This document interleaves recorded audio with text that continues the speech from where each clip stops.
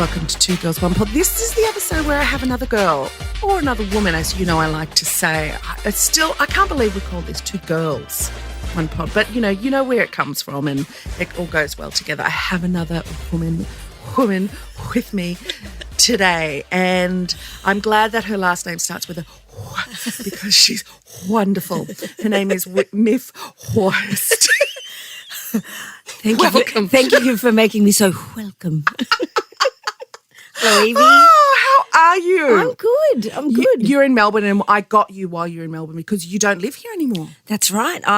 What did we do to you? Well, nothing really. I've still got my house in Melbourne, which I'm trying to renovate so slowly. Actually, not renovating at all. It's just a dump in disrepair at this point.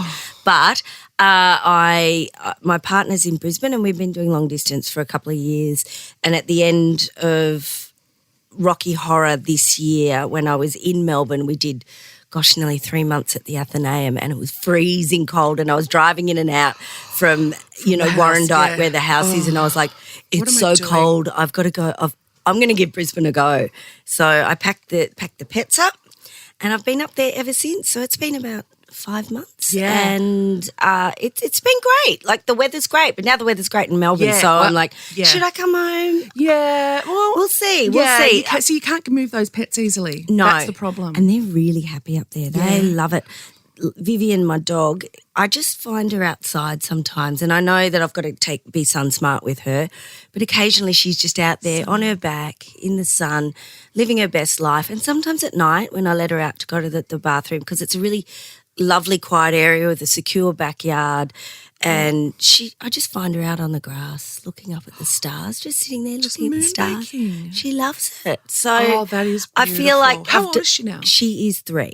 She's a baby still. Yeah. God, it feels like you've had her for ages, but you've had her for, 3 years? 3, well, she's 4 next year. So, I've had her for, she was a COVID puppy, one of those, like many. And you rescued. And I think I'm a little codependent because of it. Yeah. My partner, I think he thinks it's a bit weird, how much I care about her. But I was living alone for 2 years in Melbourne during all of those lockdowns, and I know that we did them for the right reasons and totally behind it for that. But it was difficult, and I got her during that time, and of course I had the cats as well, and they were literally my family when I couldn't even see mine because they were out of the 5K zone. So I think about that a lot, and I think people from other states don't really get it. No. And I think sometimes he thinks I'm a little bit too attached, and it's like, I am. And I'm okay with that. And I'm okay. And he loves you anyway. Exactly. You and your mad love for your animals. That's right. What does he do? He's an architect. Wow. Yeah. And has he got a big architectural house? It's not a big house, but it's a beautiful house. It's a beautiful house. He designed it? Yeah, he designed and built it. So it's a bit better than my house. Is he going to come and do yours? It's a bit of a dump. Yeah, he's helping. Well, that's how we met, because I bought I guess you'd call it a significant architectural house just at the end of lockdown. Your house. It's fabulous, but it's a shack. It's a very, very early Robin Boyd, so it's not glamorous by any stretch of the imagination. And if you know anything about architecture, he's, I guess, one of Australia's premier mid-century architects, very popular in Melbourne as well. But this is a shack. It was an artist's shack, and it's very, very rough. It's built directly on the dirt. It's got no insulation. It's boiling hot and freezing cold. Oh, gosh. So I'm trying to bring it back to life and turn it into it'll be a very rustic little place. It'll be a little less rustic than it already is.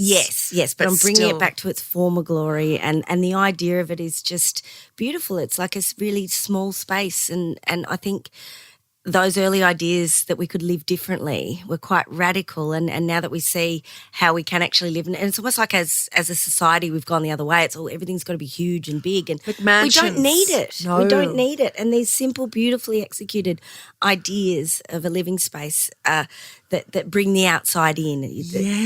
With lots of windows and glass and admittedly very hot in summer, but it really inspired me. But I've got to say, I'm not a renovator. I thought I could I'm not very good at Me it. neither. I've got great ideas, but I'm Yes. useless with the execution of it. Oh, me too. I grew up in a renovating house and it never, ever got finished. It was just constantly being renovated and I'll never live like that ever as an adult. No, it's not good. No, and my brother's the same. Like he buys finished houses. Yeah. The end. And I'm the same. I rent finished houses. Yes, And they don't need any. Of course. Because I couldn't do it. I don't know how people go on renovation shows or anything. Like some people love it. That flipping show is a great, but I watched that couple, that American couple, and she's always pregnant and flipping a house. I know. It's for very few. And if they do it, I highly admire and think they really do earn that money. Yeah, they do. They do because earn they that money. work their ass physically, asses off. And they've got to live with all that dust and dirt. And I think that's what did me in the end. I just need home to be easy and comfortable. Yeah. Oh, absolutely. Yeah. Especially if you have a job. Yeah. So I figured I'll get out of it while we try and fix it. So you've got a few jobs, which is wonderful because you're like me. Like, we work in the media we both have podcasts. I love your podcast. Oh, I thank always you. have. It's one of my favourite podcasts. It's when we were starting this podcast, that was the one I pitched. I said that's the one I want it to sound like without stealing. But I would love to just steal stole away. There's no new every week, ideas. like ideas, just topics, everything. And even if I didn't steal, I was just getting inspiration by listening because, the way you and Zan talk, you've known each other for a really long time and it really shows, but you're truly interested in each other. Yeah. And you're truly interested in what's happening and everything. And you're both extremely intelligent. To me, like you can speak so well. Like you might get a few factual something wrong, which is hilarious. Always. You'll both laugh about it. People don't come to us for facts. That's what I like. It's like ideas, loose ideas occasionally. Yes. Facts, I love a bang on. You just bang on about stuff. But I love the way that you're a journalist. Oh, not trained as a journalist, no. But a writer, is I guess. Zan a journalist? She is. I think she did a media degree. I'm not sure about journalism because the way you speak is like a journalist. The both of you, the way you come at things, or you tell each other a story, about a book that you're reading or a podcast. I mean, a show that you're watching at the time. Zan was telling you about a Nan Golden documentary. Oh, that was me, yeah. The Nan you were Golden. telling her. Yeah. And I was like, I've got to go and watch that. And, Nan Golden, what she's going through at the moment, like she's, really standing up for a lot of current stuff. So, absolutely. Well, she's standing up against the Sackler family, and the Sackler family is one of the great benefactors of American art. You'll see rooms and rooms dedicated to the Sackler family. And she, of course, as an artist, has been endorsed by the art world in America. And for her to stand up and say, I will not be shown in these buildings with these rooms that are dedicated to a family that have created the opioid epidemic. That's a huge thing for her. She could have lost her career entirely. And I just think without that sort of action and activity, this would never have happened. Quite a few of the big institutions have now taken away the Sackler name, because what the Sackler family were doing were essentially putting their money back into art to make their family's name credible. Yeah, and that Painkiller show, which is on Netflix, is a brilliant show, and Matthew Broderick plays Arthur Sackler. Yeah, I haven't seen it. I think I need to watch it now. It's heartbreaking. By the end, you will be a mess, but because it's all based on fact. But it's really. You know who's in it, who absolutely, she was so good, like not blow you away amazing, but I was like, who is this kid? Like she speaks a bit weirdly and she's classically beautiful, but she's not in your face stunning. David Duchovny and Tay Leone's daughter. What? Yeah! I forgot they were even married, of course. Oh, well, they're not anymore, but they had babies. And one of them is like 85 now and she's acting. What is time? What is time? I know. I still think of those actors as current and contemporary. I know. When you say David Duchovny. Well, and you and Zad were talking about someone like two kids, Francis Bean getting married to Tony Hawk's kid, or is it like that's what we're in now. I know. We're in the the Brooklyn Beckham time and the Hailey Bieber and, Hailey Baldwin. Like, we knew her dad as an actor, and it's like, we're so old. Our references are just put them in the bin. No one knows us anymore. No one needs to know us. I'm quite happy with that, to be honest. I'm okay. Sometimes I do love to blow young people's minds when I make a reference, and I can tell when I actually used to be a singer, I used to be able to tell the age of my audience by asking them if they remembered Hey Hey It's Saturday, and everyone was like, yeah, and then I'd go, in the morning. Oh. And you'd get half the room go, oh, and the other half go, what? No, it wasn't. Saturday morning, yeah, it I'd forgotten about in the that. 70s, it started every morning. It was a kids' program. It was too. Oh, God. With jokes going way over the kids' heads. What we grew up with in the 70s in terms of children's television was loose as loose. Like, you think about Aggro and all of those things. H&R Puff and stuff. Oh, H.R. Puff and stuff was like an acid trip. Frightened Lovely. the life out which of is me. amazing, like to think that was something that we were allowed to watch and it blew our minds. We didn't get that that's maybe what it was. And even just the horror of it all, like, Wizard of Oz, all of that kind of thing. Oh, terrifying. Like, really, we had Lucy Durack on last week, and we were talking about the original Wizard of Oz, like how dark it is. Really dark. I love that. Really dark. But yeah, God, what we subjected kids to, and we were those kids. I used to have this dreadful, constant daily fear of the Third World War happening. Oh, yeah, of course, because we grew up with the threat of nuclear war. Remember that was the beginning. Book yes. Where the wind blows, and Yes. it was part of the school curriculum, and it was an illustrated book. That's the worst thing, illustrated books. Terrifying. Yeah. And there was like the day after, there was an Australian movie, and they made it look like the Sydney harbour had blown out, and the Midnight Oil 10 to 1 Of course, album. 10 to 1 album cover, which it had essentially an image that recreated what Sydney would look like if a nuclear bomb had hit. And it was... And everyone had that vinyl. Yeah. I used to sit and stare at it, stare at it and just study all, because that's where I lived. So I would study all the areas because it was huge, like shot from the air. Yeah. So I used to really, really, like, kids catastrophize things so much if they are of that persuasion, like they had just, and I was a worrier, and if my parents weren't home right on the dot, I would sit on their bed and just start sobbing, like thinking that this is the and that was the other one, Twilight Zone.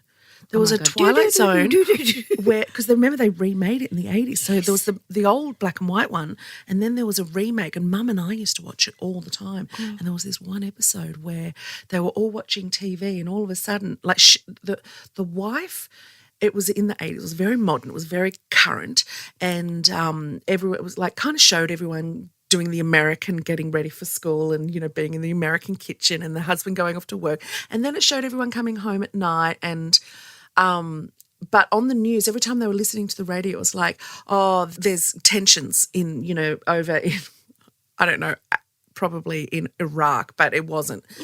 So then while she's watching TV in bed at night with her husband, all of a sudden she's talking to him, the TV freezes, he freezes. And she's like, what? Because she says, shut up, and everyone freezes.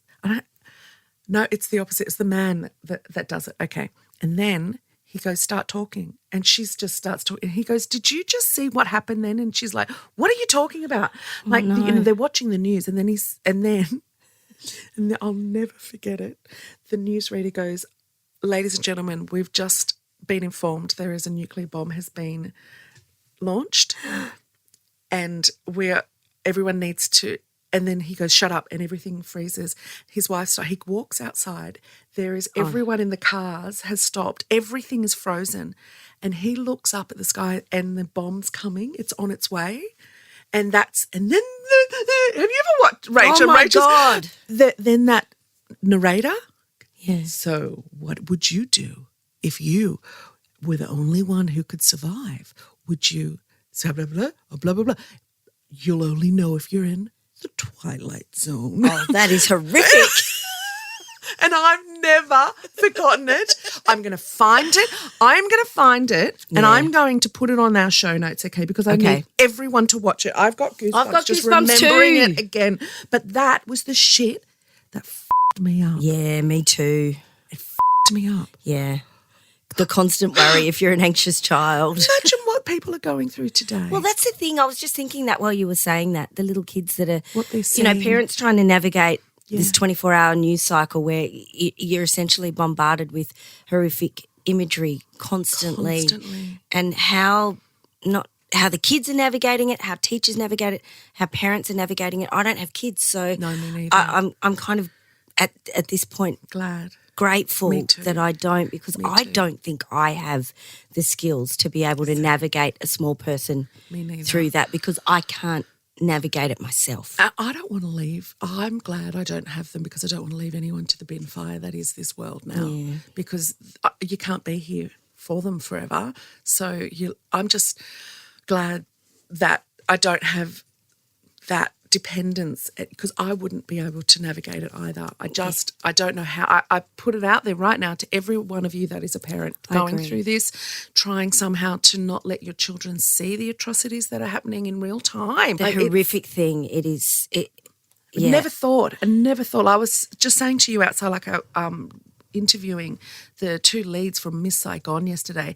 They're playing musical in a 1975 war or end of war, and how they just can't believe at that age that we haven't learnt anything. And every single war we have, people always say, please learn something from this. Don't let it happen again. And it happens again and again and again. If as long as there is money and land, I guess it's always going to happen, isn't it? Yeah. Now I want to go and be one of those northern New South Wales people. Yeah. And just see, that's where I reckon that all that stuff comes from. People want to, especially in this country, we have such a fortunate, they call us the lucky country, but and there's so many countries like us where we really do have the opportunity to turn off.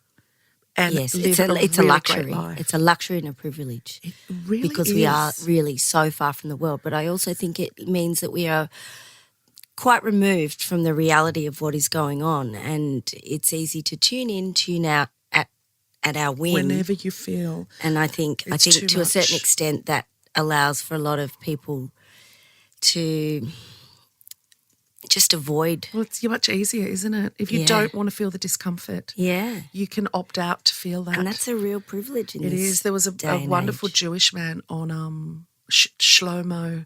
Oh, I love him so much. He's so generous with my questions on Instagram. He's really, really quite a wonderful young man with resources. And he sent me this thing it was all about the white privilege of discomfort and being able to opt out of it. Yeah. And he said, how easy to watch that as a brown person or a black person, the white comfort, like our need to be comfortable all the time at the expense of others being uncomfortable. We're completely fine with it.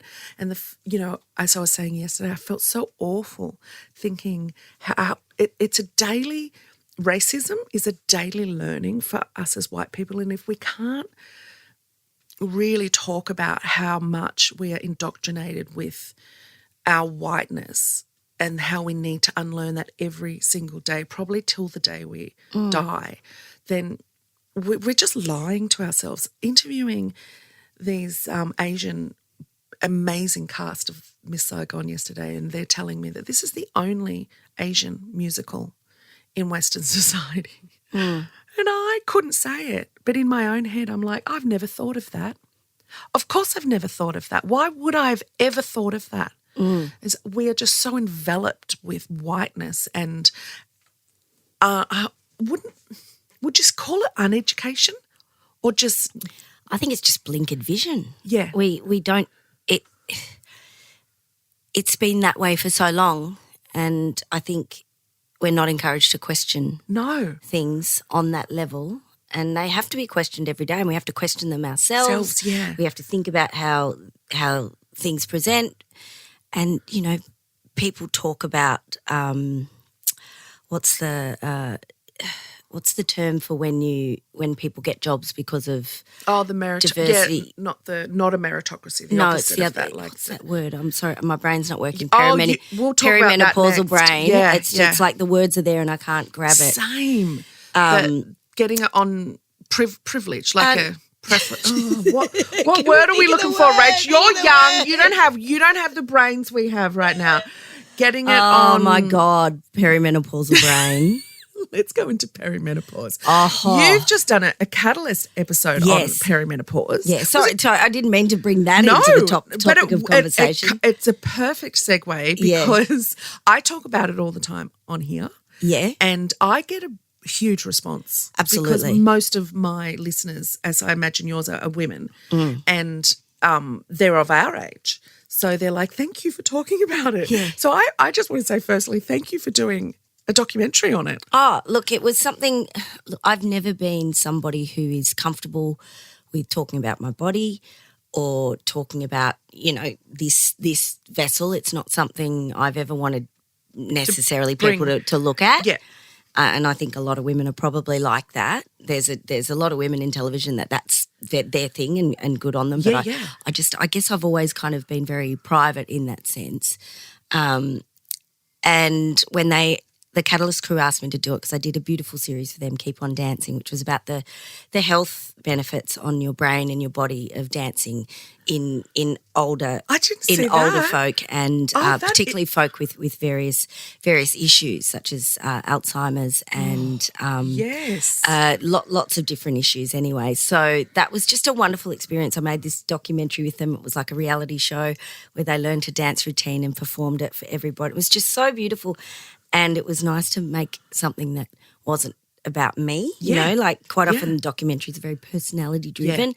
And then they clocked my age and I just turned 50 this year and I think they enjoyed working with me too. And they came to me with the menopause idea and I thought, I'm really uncomfortable with this. This is not my natural place. I don't talk about this stuff really. It's just not something I've ever done. And I thought, well, if I'm uncomfortable and I'm an educated, privileged woman, and if I don't understand this and I don't know what's going on, then imagine everybody else out there. I imagine they're all the same, if not probably worse. And there was so much shame around menopause. Like so much. No one has ever no one talked about it. And is that the reason you didn't talk about it because it was something that your mother never talked about? Mum never really talked about it, I don't think. And that's not her fault, but I just think her generation just didn't talk about it. No one did. And because it was considered, like all the other things, periods and whatnot, a bit shameful, I think. Yeah, a bit gross. Yeah, and you just keep it to yourself anyway. Yes. Don't and certainly Mum, she's not a closed person at all, but that's just that generation. That one particular subject was always very off table. Don't ever talk about that. Like that, even to your doctor. Yeah. Your doctor would dismiss you. Well, that's the thing. And I thought, well, if they haven't talked about, I have also very ingrained probably shame and embarrassment around that. That has to go because we need to talk about this stuff because it's essentially like going through puberty again. Yeah, exactly. And it's really rough and hormonally you're all over the shop. Some people are fine, other people aren't. It can affect everyone in very, very different ways. These are things I didn't know. But also the misogyny within the medical industry as well. Like when you talk to doctors and most of them have only been trained for a very, very tiny period of time on menopause because essentially it didn't really exist because it wasn't deemed important. No. Because most doctors were male. Well, that's right. And menopause was, to put it lightly, the end of your life. Because your life expectancy back then was 49 for a woman. Right. So you were really knowing, I'm dead soon. So there was never any medical reason to study it. Yes. It just meant that you were precursor to death.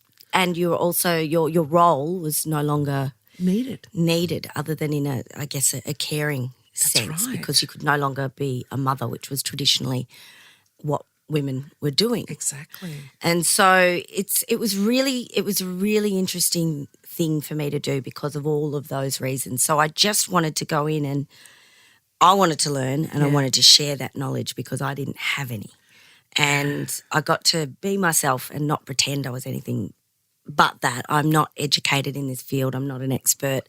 Still not, because, there's stuff happening to me that I don't even understand. Yeah. And that's fine. But you got to be able to talk about it. We have to be able to talk about it. And you got to find a doctor that listens to you and who actually has some knowledge. Yeah. So if you rock up and you're feeling all sorts of things, you need someone who can help you. Absolutely. Essentially. And that's also a privilege, and people accessing good medical care is difficult, and you learn about all this when you make documentaries such as this.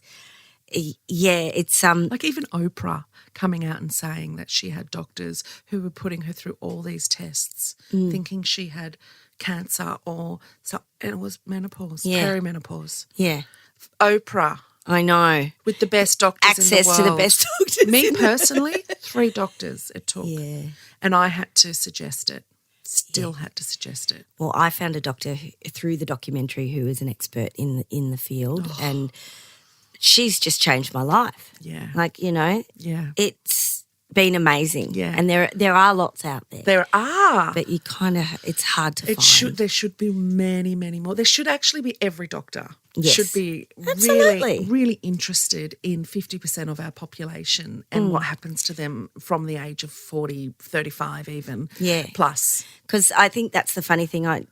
When you're growing up and when you're going through your 20s and your 30s, you don't even think about it happening to you. Like, no, I'm not. That's not going to happen to me. I'll be fine. No, that's It'll right. Be fine. And then it hits you and you're like, I'm not fine. No, I'm not fine. And my mother died, so I couldn't go and now ask her. Yeah. Because everything, my whole body looks exactly the same as my mother's.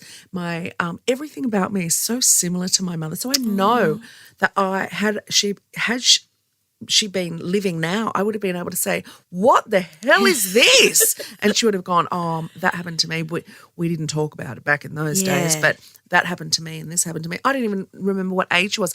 I remember one moment of it, don't know what age she was, or I just remember her having her first hot flush and saying beforehand she would never do the HRT because, that was the time when the study had come out. That study was made that we've now found to be completely wrong. Pretty wildly incorrect. The entire study group was over 70. Yeah, which should never have happened. Not in perimenopause at all. Yeah. Like that is so abhorrent that could even take place and be listened to. It's like the Ansel Keys back in the 50s. He did a study on fat and heart attacks. And he did this graph, and all the graph was where fat people, or eating fat, I should say, get fat and have heart attacks. But there was also all these lines that he took out and just presented the ones that really made him look like he'd made a breakthrough. He was on the cover of Time in 1958. Like it was all, and that was the very beginning of the demonization of eating fat, or, and getting rid of, like, they used to have Crisco, they used to have, eat lard, they used to eat dripping. What's the meat? Sorry, beef. There's lard is from a pig and there's beef.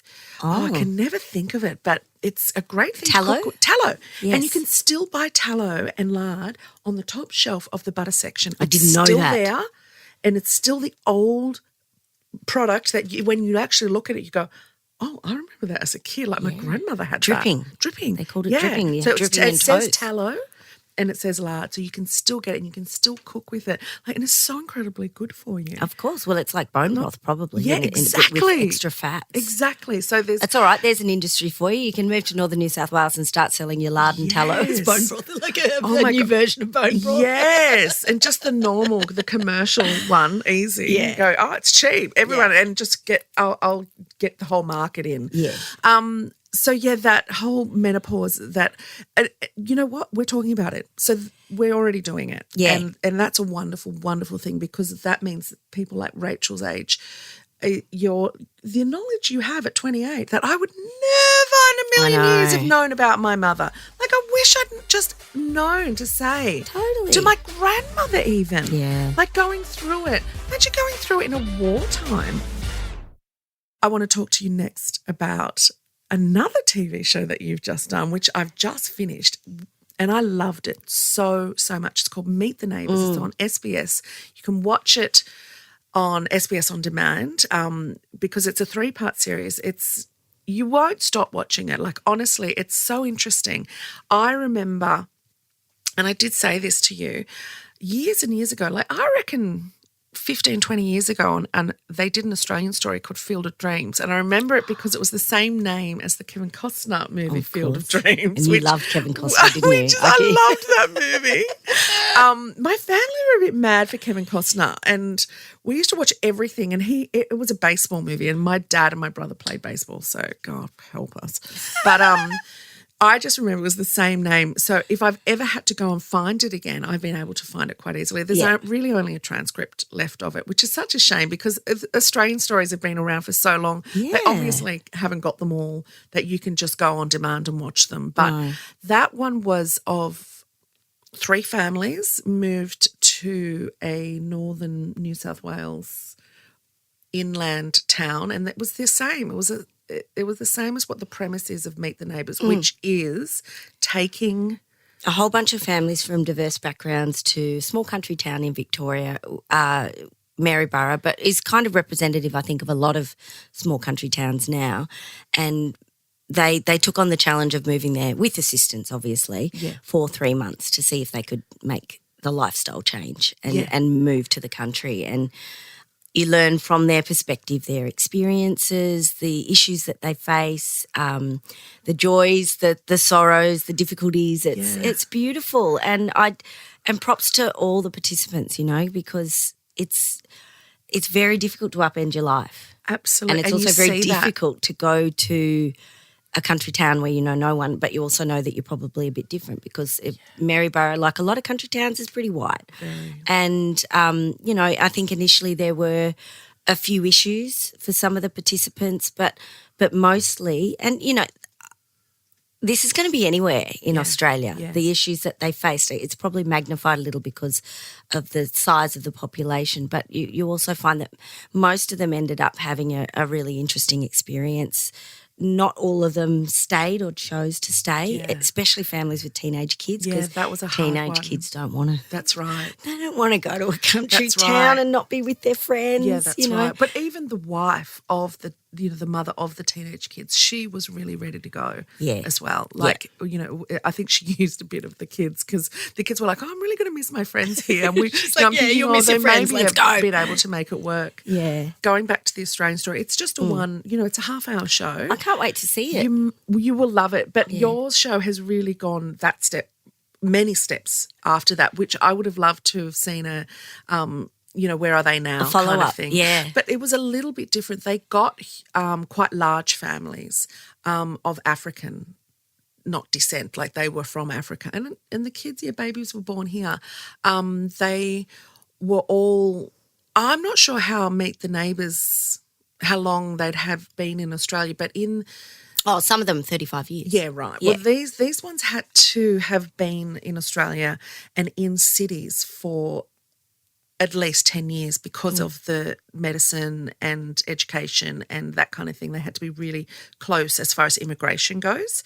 And then they offered, I think it was 2 or 3 families, the opportunity to go to the land and start working on watermelon farms and I can't remember what the other farm was. I think maybe pumpkins or something. Anyway, they all jumped at it because they said they didn't realise, and neither did the white farmers, how similar the land was to where they come from and how they were teaching the white farmers things that the white farmers didn't know about. Yes. That kind of land. But also the beautiful women of this town, like what do you call the mothers? Not the mothers group, the ANC, or not the CWA, Country Women's Association. Is that what CWA? It's such a good, and they really welcomed these black women in, these African women, and taught them how to do like the sandwiches and this. They have these little cake making. And there's one woman, she was really into it. She was just like, we have to let these people in and we have to be really welcoming. And the rest of the town kind of listened to her, and so there were no kids left. The school had closed. Well, that's the thing. There's so many towns that are really, really struggling. Their populations are ageing, and no disrespect to ageing populations, we're all going to be there eventually. But what that means essentially is the town loses its ability to make money. Yes. Because all the young people leave. There's no one to do the jobs. That's right. There's skills shortage. There's housing shortages. If people do want to come in, there's some real problems. Yes. With and the country and regional towns. Yeah. And towards the end, when you talk to the guy who, it was like, what's the solutions? George here? Like, Megalogenis, he's amazing. And he's numbers, you know.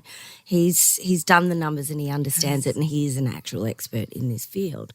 And, the solutions are kind of few and far between. Yes, because one of them was, do we do the baby boom and do we pay people to have babies? And it's too late. It's too late for some towns. We need the influx of entirely new populations in order to save I think these we places. need to get a campaign, like more than just, this 3-part series and this old. Like, we need to be more aware of this kind of thing, because a lot of people would do it. Like the families in the show, in the Australian story one, they were so incredibly happy, like just so happy to be out of those tall towers of buildings that they were crammed in.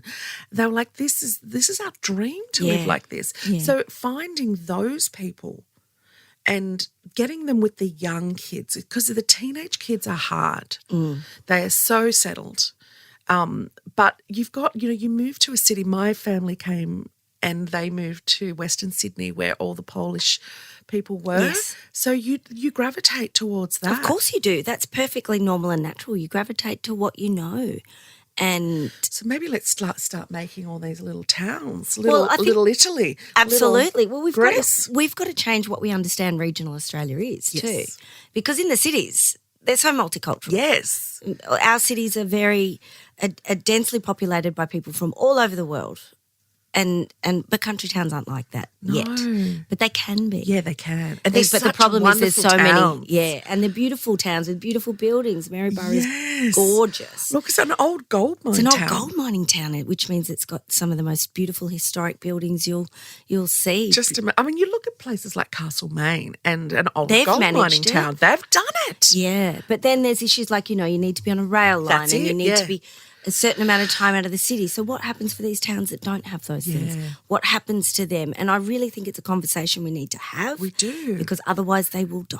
Yes. And we're just getting more crammed here. Yes. And some people don't want to live this way, and they have no other choice. They don't think they have another choice. So it'd be nice to give people that choice, because a lot of people will take it. Yeah. Just give them the opportunity.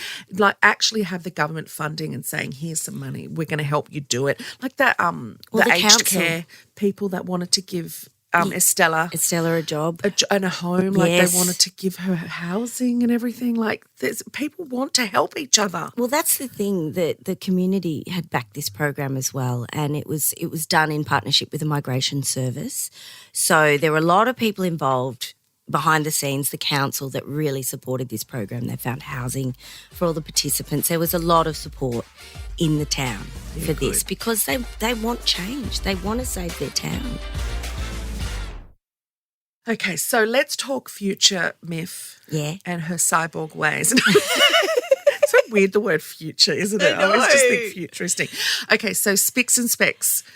Got announced, I love that it's still going. I know, I can't believe it's still going. We did it initially, and we were literally in people's lounge rooms once a week for every night. Like, we were doing like 50 episodes one year. It was every week. So we became part of the furniture. And after, I think we did it for 7 years, we thought we should go out on a high, let's call it a day. But then as time passed, I lived overseas for a bit. I did lots of other projects. I think we all realised what a joy it was to make that show. Yeah. And you don't get that opportunity very often to work with people you love. I love Adam and Alan and all the team behind the show. A lot of them are still part of it, a lot of the writers and a lot of the producers, and it's a beautiful crew. So we thought, why not, when the ABC came up with the idea, why not do something that's just pure joy. And it really is. It's just pure joy. And people love it. Like for me, watching it again was kind of, I mean, had you all not aged a bit, you wouldn't have known. You honestly, seeing Adam with my grey brain hair, doesn't work anymore though. That's the you only still other. look exactly the same.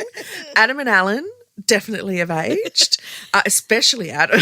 Like he's gone from he a had that dusty long blonde. beard for a time when he right. was filming a TV show in England, The Last Leg, where he couldn't cut his beard off because of I can't even remember what it was, but that was great. I loved the beard era. Oh, me too. It was great. It's a good look. Not great to kiss. But the beard is always good. And just having I said to my manager, just can I get on? Can I get on? And she said, oh, I'll check. Oh, it's all done. It's all done. We did a lot during COVID. We did a couple during can lockdown, and that you was throw my name in. I will throw your name in. Not even the next one, but the next one or the next one. Your musical background puts you in perfect line for How did you get into that?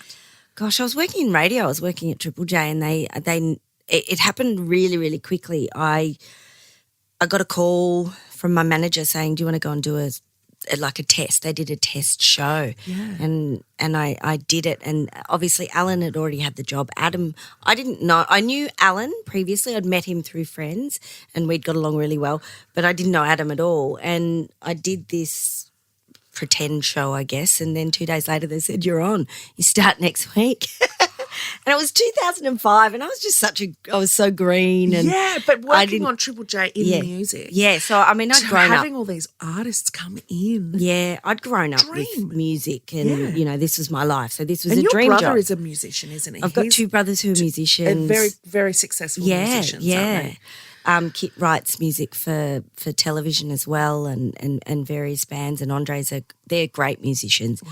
In fact, they're the reason why I gave up being a performer, because I could see that they actually had it. Yeah, and when you can see someone that's got it, you realise what you don't have. So I was practiced and learned, and I was classically trained and all of that, but I didn't have that thing I know you need, exactly and they've got what it. And I've spoken to Rach about this and how it's if you're not really great and have it, like people say to me all the time, "Why don't you write?" Because I can't write.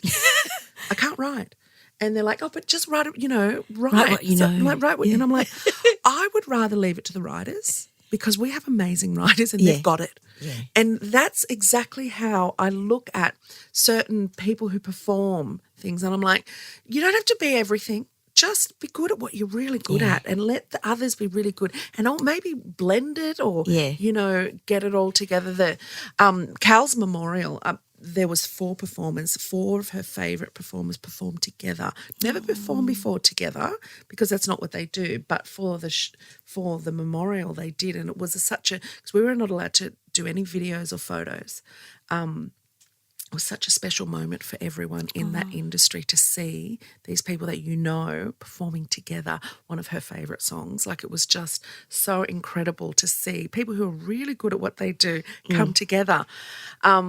So talk to me about Rocky Horror Picture Show. Well, this was just something I thought, I've never done this before. I was turning 50 this year and I thought, fuck it, I'll give it a go. How did that happen? They just asked me. I think, I mean, like everybody, we'd grown up watching Rocky Horror, so it was something of dreams, really. And Rocky Horror has very much been a place where people have kind of found acceptance over the years. So it's still finding acceptance through that movie, be who you want to be, show. all that sort of narrative. You can dream it, you can be it. Don't dream it, be it, that kind of thing. And I think when I got asked, I thought, well, why not? I've never done any acting before. Let me do some. And I'm probably terrible, but I had a ball and I learnt so much. And I learnt about how talented and amazing musical theatre performers and performers in general are in terms of that daily grind. Like I did it for 6 months. So I did Sydney, I did Adelaide and Melbourne, and I just learnt so much about myself. I learnt so much about theatre.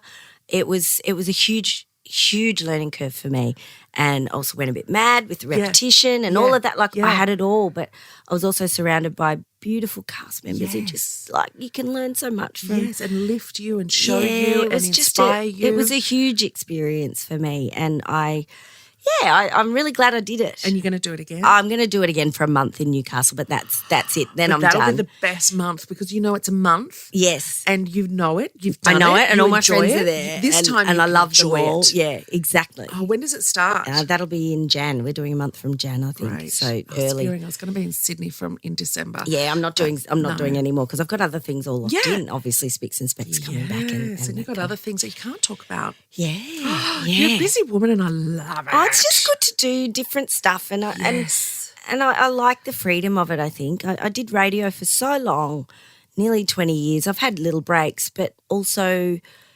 you're going in every day, you're doing the same thing at the same time, and that's great. But I think it's also been good for me to have the last 3 years where I've just done different things, and I feel a bit more in control of my own life. Yes. And I think as you get older, you want that rather than having your life controlled by outside forces. Yeah, and having to take things that you may not necessarily want to take. Yeah. And also I think it's wonderful to see the embracing of you as you're aging and becoming using the wisdom and people utilising it rather than putting us out to pasture how they once would have. I often think, is it my turn to sort of move on and make space? Because as women, I think we are encouraged to make space for those coming through, and I'm so happy to do that. But at the same time, I'm like, would a bloke be thinking about them making space? And also I didn't see people of my age necessarily that much on television when I was growing up, and I figure, well,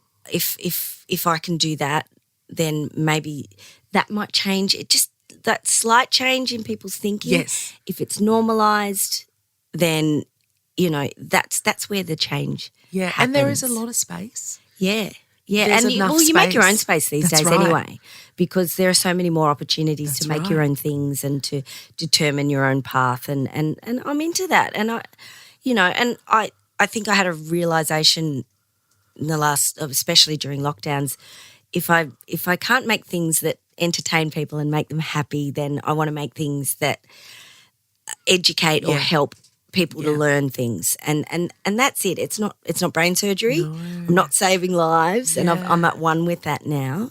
But I just want to make things that help or entertain, because entertaining too is something that people need. Incredibly important. Like it. Maybe I didn't value that as much, or I thought it wasn't as worthy, but it is actually. You get so many people saying, I watched this show with my mum, and then while my mum was sick, and it was so important to us, and you think, gosh, I don't think about things on that very macro level. Yes. Until someone says it to you. And then you go, oh God, that was really important for them. And well, for me, your voice was always a warm hug because you were on Triple J and I listened to Triple J. So it was something that I really I would depend on. And I knew what you looked like, but I didn't, because we didn't have social media. And, I know, wasn't it? It was such an easier time. And, you'd get the drum and you'd see your picture that way kind of thing, and that's it. Yeah. So to see you now, and even to know you, but to see you going on and doing different things, and the country still embracing you the way they do, and I just love that warm hug is still, it's still like your voice. It's so, for me, it's my past. It's something that, like I said, I relied on. So to still hear it is amazing on my podcast, your podcast, but to see your beautiful face on TV is just such a blessing. So I'm just really grateful that you exist. Thank you, Yvie. That's beautiful. Although I did just stay in a hotel last night in Melbourne where the guy working on the door who helped me out, because I had to record something in a quiet room, he was explaining to the young people on the front desk who I was. Oh! It was like, now, back in the dark ages. Oh, my God. And they're like just looking at me going, no idea. But that's all right. That's never been important to me. It's just I just want to just be around and hopefully make some things that make people happy or teach them stuff. And that's enough, isn't it? Yeah, and also as a people go, oh, you're a celebrity and whatnot. I'm like, no, I'm not. No. I mostly do ABC and SBS. You are, but yeah. If I put my head down, no one ever sees me. No, that's right. So like poor Alan, when he walks down the street, he's like 6'20". He can't hide, whereas I just put my head down. Well, and women of this age, we are invisible. Oh, yes. I love being invisible. I do Sorry, too. I hate to say I wish I was more invisible because it's women This is our exciting. age This is that where we do do our actually best recognise work. us. And I kind of wish that, I wish I was a lot more invisible from the women our age. Like, because, I would just like to go out in my pajamas sometimes. Absolutely. And, stanky hair, that Yeah. stanky oil. Now, okay, last, I'm going to leave you on this because we're the same age. What do you call this? A carafe. Why? Why do you call it a carafe? What do you call it? Is there I another call it a name? carafe as well. Now, Rachael and I have had this ongoing thing, and I do believe it's an age thing now. Okay, what is it? She thought this was a jug. Oh, And right. she'd never heard of the word carafe. But these have been around forever, right? When you worked in restaurants in the 90s, like I did, it was very posh. Like you'd go to an Italian restaurant, it was posh, very fancy. You'd have a carafe of the house wine, which usually came from a cask of terrible, terrible wine. But it looked posh. If you chucked it would be on there, and you could get a half carafe, a full carafe, or a glass. I had a half carafe the other night. It's coming back. Oh, coming back. Well, it's also, I was saying that it's a RSL thing. Yeah. Like because the pubs would do jugs and the RSLs would do, but the Chinese restaurants always did a carafe. Yeah. Because they had the big casks. Carafe out of the your back. finest, Spatley's Lexia or something. Delicious. The Mozzle. We used to call it mozzle. Yes. And they would fill it way past the line because they were so generous. The Chinese restaurant would all the time. Oh, we used to get, the round, like there was only, you're supposed to have a glass for each wine. And in Chinese restaurants, they only have those perfectly Tumblers. round wine glasses and they would always fill it right to the top to the point where they could get it to your table without spilling it, but you couldn't pick it up. Couldn't sip it. So you would have to come down to it. That's a good Chinese restaurant. That's what I love about country towns. No matter where you go, you can always get that Australian MSG Chinese restaurant. Yeah. That in Melbourne you can't because it's really authentic here, but you still have the really bright yellow lemon chicken. Oh, yeah, and a bit of sweet and sour Yes, sweet and sour sweet and chicken, sour. sweet and sour pork. Oh, with the pink dyed onion. And that's our comfort food, It Like is. it's and that's the thing, I think we've learnt an awful lot. We had a huge wave of Chinese immigration during the gold rush. Yes. And because They've of the been White here as Australia long as policy, white people were Australians sent have- back. Yeah, yes. And it was a terrible, terrible time for us as a country and as in terms of what we represented and what we were Absolutely. striving for, and we went backwards when that happened. And it's that, and that's the byproduct of that though is that in country towns there are still those little restaurants and they're fantastic. They're always best. fantastic. Always. It's like a warm hug with food. Exactly. And nothing traditional about the food mostly. No. Because it was. Well, you know what? And you're the same. Triple J you could get anywhere in the country. Well, no. When I was growing up, I didn't have it growing up. What? You're country Victoria? Very country Victoria. It didn't come to my town until I left. Oh, that's awful. Oh, I know, because I love we didn't even have travelling. the internet. We were living in the dark ages. Yes. So the That's 80s was awful. 80s and 90s where I was up near Mildura in a town called Redcliffs. No ABC radio. They had ABC radio, but only local radio. Oh, so okay. but there was never Triple That once J. the And I only FM discovered, alternative music when I moved to Melbourne. And all of a sudden I'm faced with public radio stations and Triple J, and I'm like, holy shit, this is a world I need to know, because I loved music, but I'd really only had, Countdown and Smash Hits magazine, and that was pretty much it. And Saturday morning, Donny Sutherland Sounds. Yeah, so I was like, my world just blew open Would have been when I moved to Melbourne, and that's amazing. probably why I took it Yes. grabbed it Be like by seeing the someone horns. coming out of a cult, like a religious cult. It was, yeah. Kate Langbrook grew up as a what was her religion? Seventh Day. I think. I And couldn't she say I'd was know, but saying, yes, she did. Like when she first came, I think she left. And you get excommunicated. So parents don't talk to you like, but she said a lot of her friends and new friends would love watching her see things for the first time that we've had all our lives. So it would be similar to that, kind of like watching. Oh, look, I was losing my mind. My first year of university, I was 17 and I was like, just what is life? I was catching trams. I was in Melbourne and that was like freaking exciting. Yes. I've still got family and friends on the Central Coast who won't drive to Sydney. They won't go on the freeway. They're like, I don't drive on the freeway. I'm getting that way now. But yeah. Well, thank you so much for coming in. Yvie, I've loved this. You're so beautiful and it's just so lovely to have a chat. And thank you. I was probably all over the shop because my mind can't think of words and things like that at the moment. Me too. So I feel good because but we weren't. I think we were a lot more. Yeah, Rach is nodding. That she has to nod, but I think we actually people made sense. Will follow us. We made sense. And if they don't, they're the kind of women going through the same thing, and they will forgive. Yes, every single time. And if they don't, it's coming for you, moles. It's coming for you. A nice preview. All right, if you've enjoyed this episode, please rate, review, subscribe, 5 stars only. As you know, I will be in your ear holes on Tuesday with my solo ep talking about myself, I'm sure. And if you have a female or an email or a she-mail, please send it to me, DM me. Do whatever you want to do. Send a carrier pigeon. Just get it to me now. It's a beautiful podcast. You're doing great work, Yvie, and it's so appreciated. Oh, thank you so much. Bye. Bye.